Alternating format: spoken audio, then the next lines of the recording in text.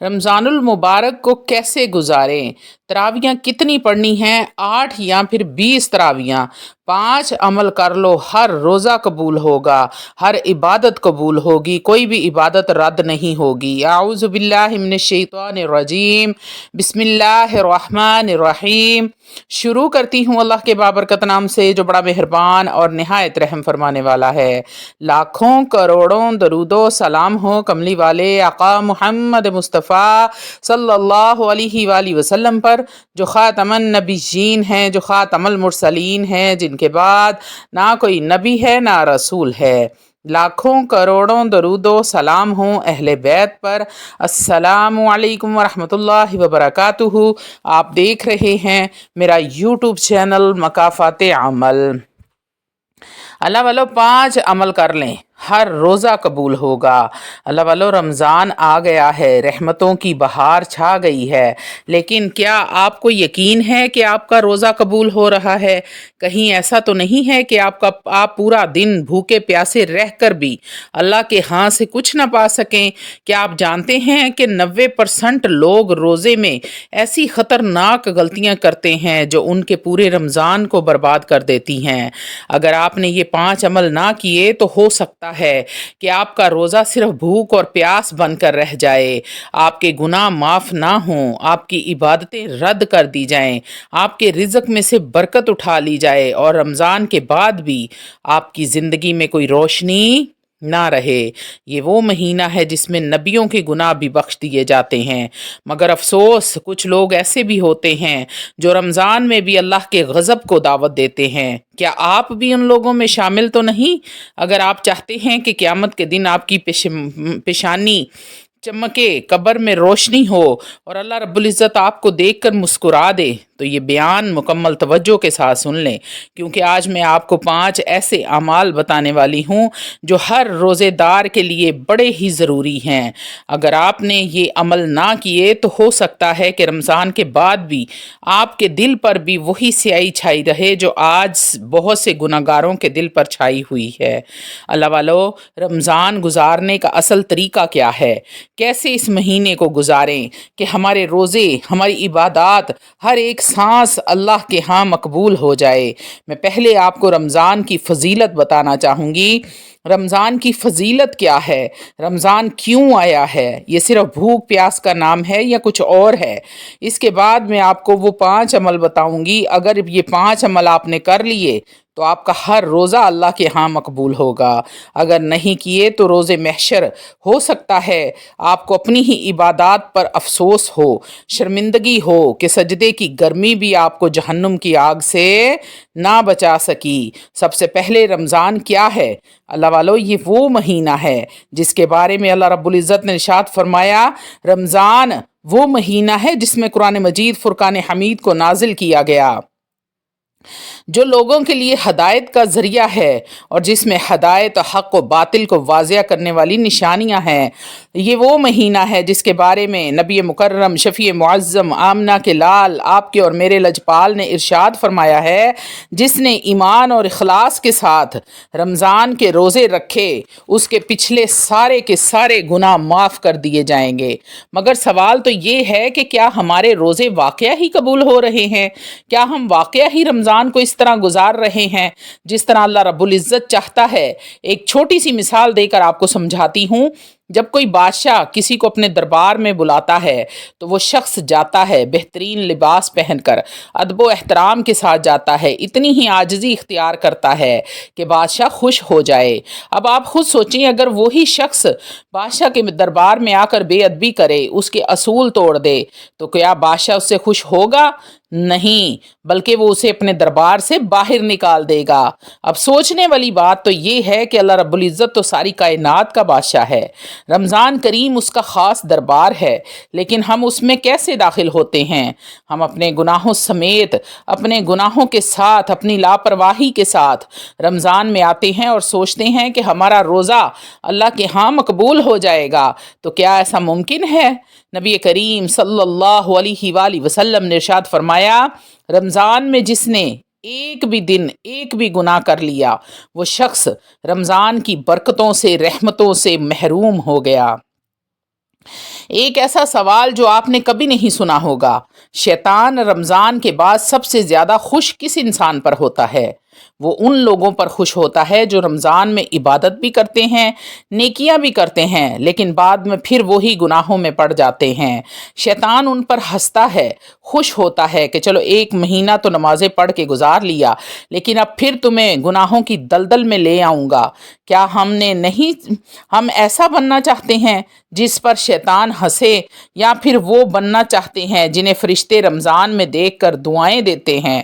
اگر آپ نے یہ 5 عمل نہ کیے جو میں بتانے لگی ہوں تو ہو سکتا ہے کہ آپ کا رمضان برباد ہو جائے، آپ کے روزے صرف بھوک پیاس بن جائیں اور آپ کا رزق کم ہو جائے، اور قیامت کے دن آپ شرمندگی سے اللہ رب العزت کے سامنے سر جھکا کر کھڑے ہوں، اللہ سے نظریں نہ ملا رہے ہوں۔ اللہ والو، ایک بادشاہ اپنی ریاست میں اعلان کرتا ہے کہ جو بھی شخص اس کے محل میں داخل ہوگا اسے وہ ایک قیمتی خزانہ دے گا، مگر شرط یہ تھی کہ جو لوگ محل کے دروازے پر آ کر اس بادشاہ کی شرائط سنیں گے اور پھر ان پر عمل بھی کریں گے۔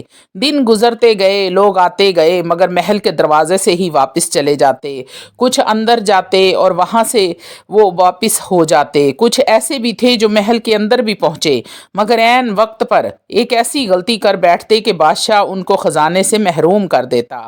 یہ خبر ایک عقل مند شخص تک بھی جا پہنچی، وہ حیران ہوا کہ آخر لوگ کیوں محروم ہو رہے ہیں۔ وہ خود بادشاہ کے دربار میں گیا، دروازے پر کھڑا ہو کے شرائط کو غور سے سنا، ایک ایک نقطے کو یاد کیا۔ جب وہ اندر گیا تو اس نے کسی بھی شرائط کی خلاف ورزی نہیں کی۔ جیسے ہی وہ تخت کے قریب پہنچا تو بادشاہ بھی وہاں پر کھڑا تھا۔ اس کے لیے دروازے کھلوائے گئے اور اسے اپنا سب سے قیمتی خزانہ دیا۔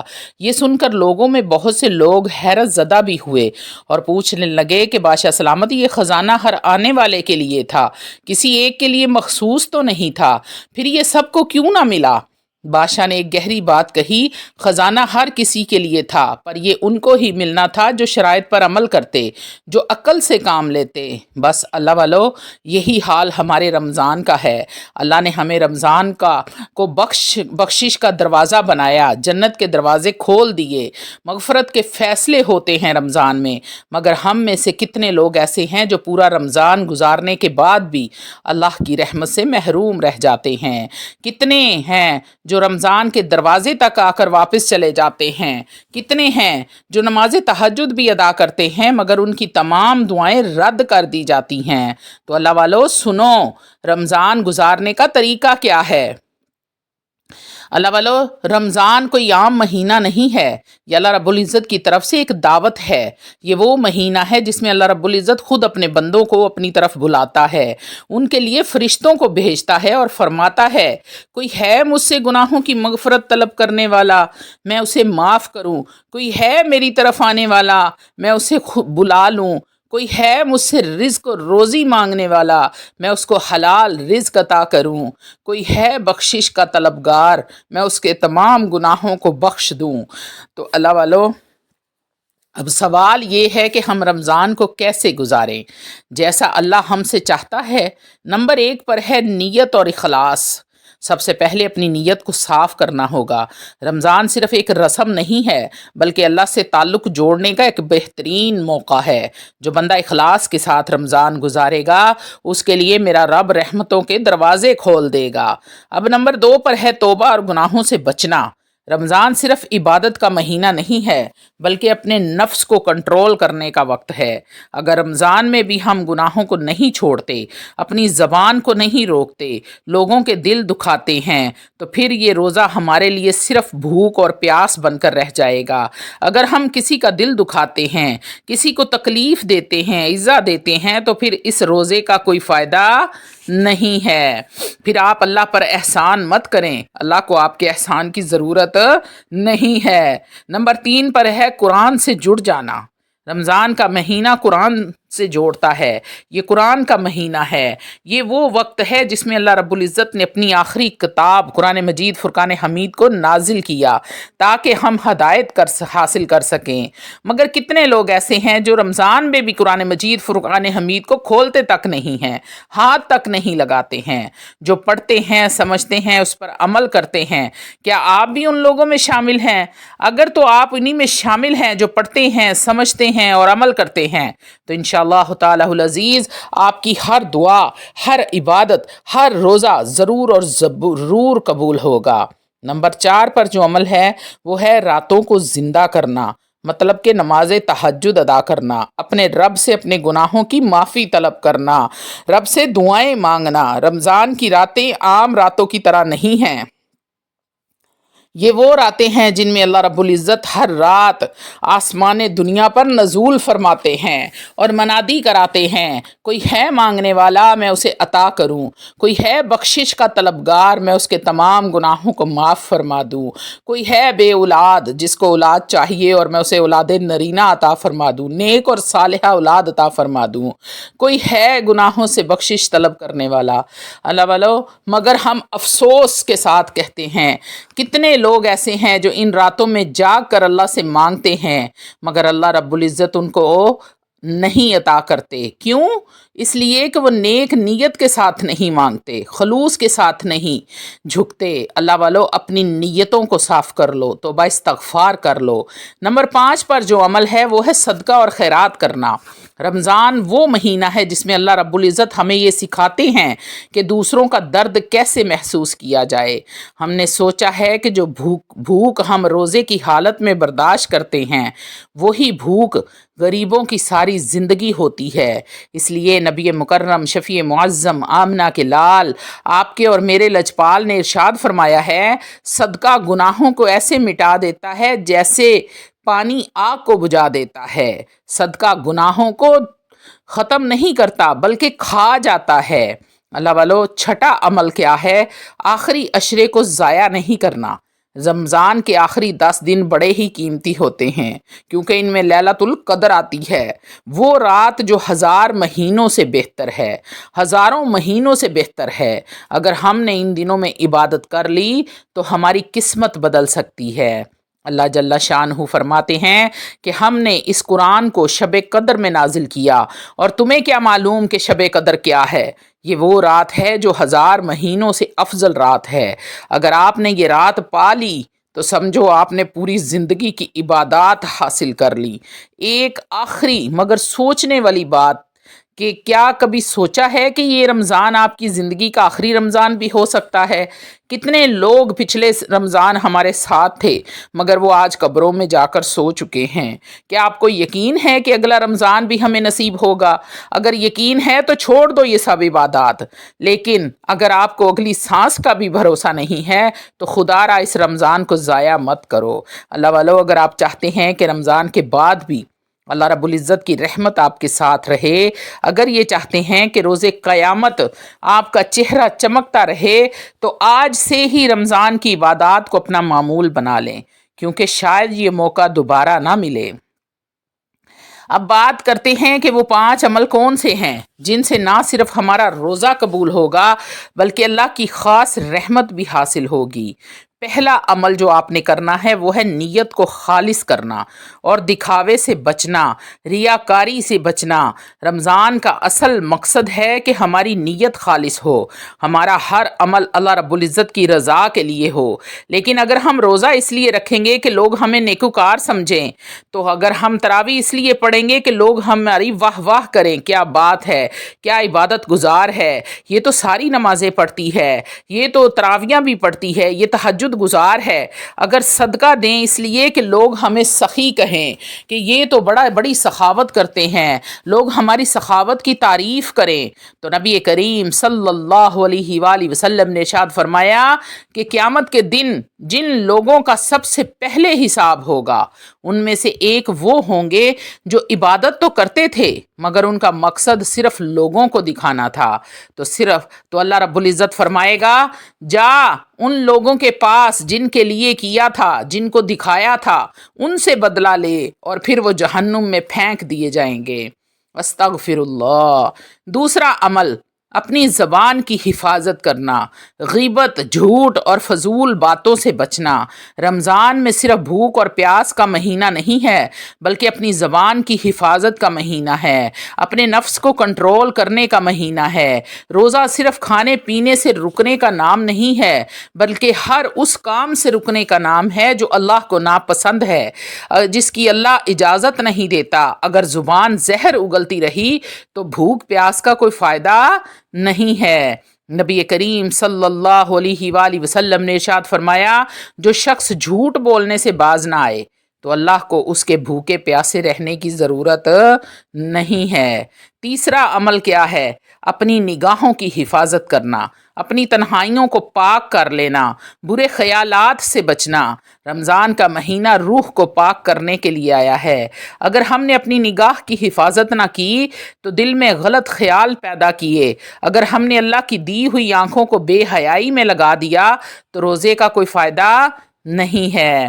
نبی کریم صلی اللہ علیہ وآلہ وسلم نے ارشاد فرمایا، نگاہ شیطان کے زہریلے تیروں میں سے ایک تیر ہے۔ شیطان صرف وسوسے نہیں ڈالتا بلکہ آنکھوں کے ذریعے دل کو جکڑ لیتا ہے۔ ایک نگاہ پڑتی ہے، پھر دل میں خیال آتا ہے اور پھر وہ خیال اس کو گناہ کی گہرائی میں لے جاتا ہے۔ تو اللہ والو کوشش کریں کہ اپنی آنکھوں کی حفاظت کریں، اپنی تنہائیوں کو پاک کریں۔ تنہائی میں بھی کوئی ایسا عمل مرتب کرنے سے پہلے اپنے رب سے ڈر جائیں کہ میرا رب مجھے دیکھ رہا ہے، تو پھر دیکھیں کیسے آپ کی بگڑیاں سنورتی ہیں۔ اللہ والو چوتھا عمل دل کو حسد، بغض اور کینے سے پاک کرنا۔ اللہ والو رمضان صرف ظاہری عبادتوں کا نام نہیں بلکہ اندرونی پاکیزگی کا بھی مہینہ ہے۔ یہ وہ مہینہ ہے جب دلوں کو صاف کیا جاتا ہے، دلوں کا زنگ اتارا جاتا ہے۔ اگر ہمارے دلوں میں دوسروں کے لیے نفرت ہے، حسد ہے، دل میں زہر بھرا ہے تو اللہ کو تمہارے روزے کی، بھوک پیاس کی، عبادت کی کوئی ضرورت نہیں ہے۔ تو اللہ والو اپنے دلوں کو صاف کرو، دل سے حسد نکالو، بلکہ دوسروں کو دیکھ کر خوش ہوا کرو کہ اے اللہ تو نے اس کو دیا ہے، اس کے نصیب میں کرنا اور اس کے صدقے میں ہمیں بھی عطا کرنا۔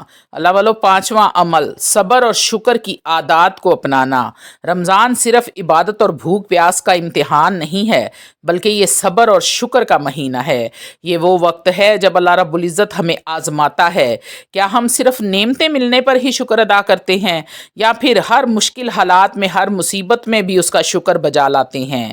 نبی کریم صلی اللہ علیہ وآلہ وسلم نے ارشاد فرمایا، صبر روشنی ہے اور جو شخص اللہ کے دیے پر صبر کرتا ہے تو اللہ اسے اس سے بھی بہترین عطا کرتا ہے۔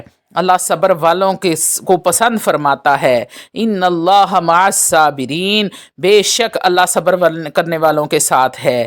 اللہ والو یہ تھے وہ 5 عمل جو اگر آپ نے کر لیے تو انشاءاللہ تعالی العزیز آپ کی ہر عبادت، ہر روزہ قبول ہوگا۔ اگر یہ 5 کام نہ کیے تو شاید آپ کی ساری عبادات ضائع ہو جائیں۔ رمضان کا مہینہ نعمت ہے، اس سے رحمتیں برکتیں حاصل کریں، اللہ رب العزت سے اپنے گناہوں کو بخشوا لیں، رب کے بتائے ہوئے اصولوں کو اپنا لیں، تو پھر کوئی بھی طاقت ایسی نہیں جو آپ کی دعاؤں کو رد کر سکے، بلکہ آپ کے دل میں ہوگی تو میرا رب اسے پوری فرما دے گا۔ وآخر دعوانا ان الحمد للہ رب العالمین۔